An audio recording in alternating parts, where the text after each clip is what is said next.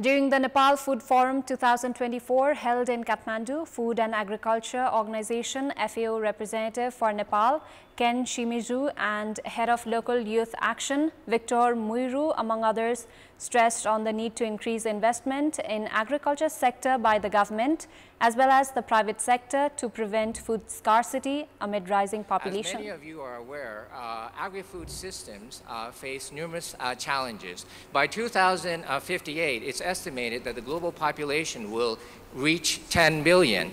And it is not just population, livestock population is also expected to increase with expected increases in also density and urbanization. This all means that there is going to be increased demand for food, fuel, fertilizer inputs, and most importantly, water, which we may not have enough of. But we have to, produce basically more with less, but do it while we also face the challenges of the triple planetary crisis, the impact of climate change, environmental pollution, and loss of biodiversity, which is also very relevant to a country like Nepal, especially the impacts of climate change.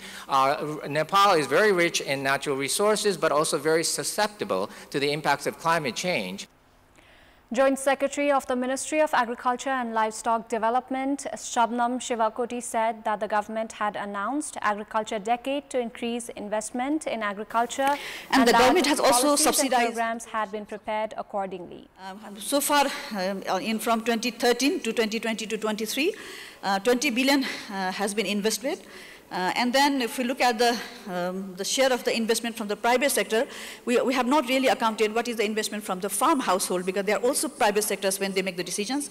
And investment from the agriculture cooperatives, there's a lot of savings with the agriculture cooperatives, but again, it is difficult to account on how that much has been spent or invested in agriculture sector. So 16th plant, the current 16th plant has also envisaged that the 60% investment is coming from the private sector. Production of major crops including paddy, corn and wheat, among others, could not be increased due to lack of investment in infrastructure and irrigation.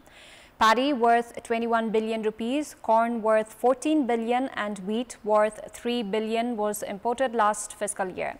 Likewise, fresh vegetables worth 2 billion rupees and potatoes worth more than 6 billion is imported annually.